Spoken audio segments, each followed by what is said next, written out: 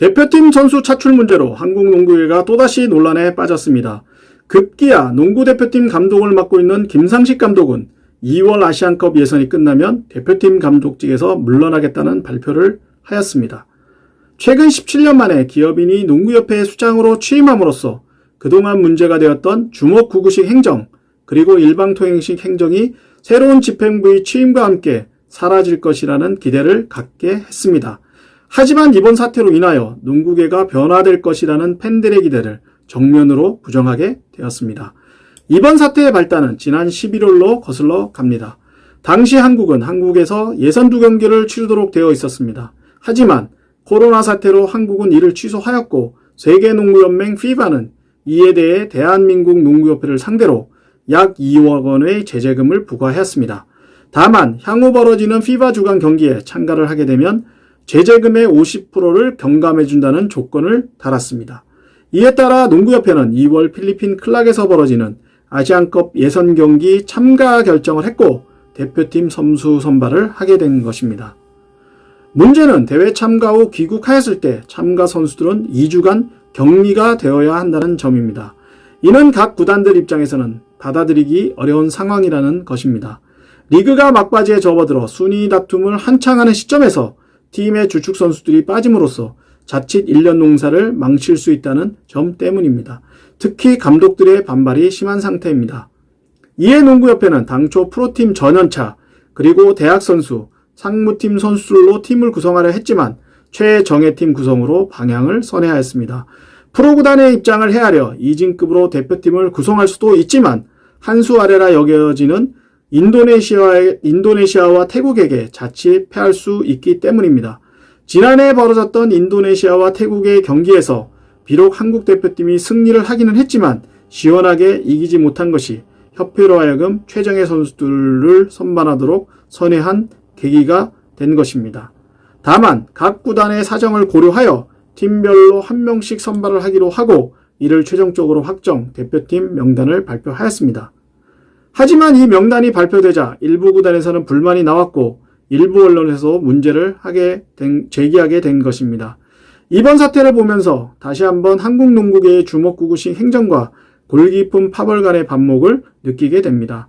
특히 농구계의 주도권을 놓고 벌이는 농구협회와 KBL 간의 반목은 과연 두 단체가 한국 농구계의 발전을 위해 필요한 존재인지 의구심을 갖게 합니다. 1992년 바르셀로나 올림픽 참가에 드림팀을 만들어 참가했던 미국 남자 대표팀은 한동안 승승장구를 했습니다. 하지만 미국에서 벌어졌던 2002년 세계선수권 대회와 2004년 아테네 올림픽에서 이진급을 파견했다가 각각 6위와 동메달에 그치는 수모를 당했습니다. 또한 2006년 세계선수권 대회에서는 스타급 선수를 보냈지만 동메달에 그치고 말았습니다. 이후 위기를 이끈 미국 남자 농구 대표팀은 2008년 베이징 올림픽에서는 르브론 제임스와 코비 브라이언트, 하워드와 웨이드 등 초특급 선수를 합숙까지 시키며 훈련을 시켰고 결국 올림픽에서 금메달을 획득하였습니다. 이후 2012년과 2016년에도 금메달을 위해 최고의 선수들을 선발하고 최고의 선수들을 보내 결국 금메달을 목에 걸었습니다. 미국은 대표팀 운영을 함에 있어 상비군 시스템을 운영하고 있습니다.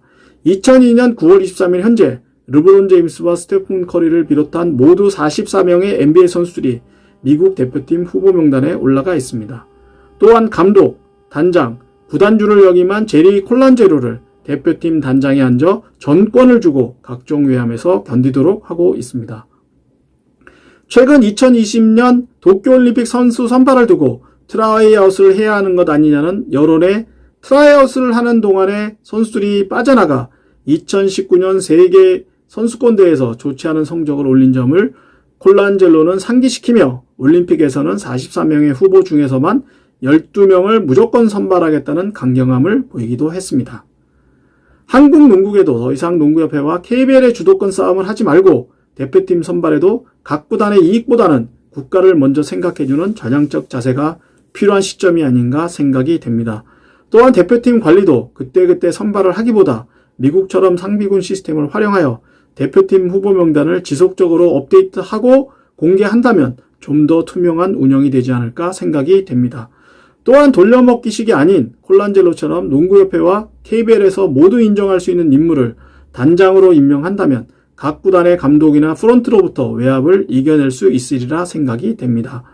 한국 농구계는 아직도 한국이 아시아 농구계에서 최정상급이라는 착각에 빠져 있습니다.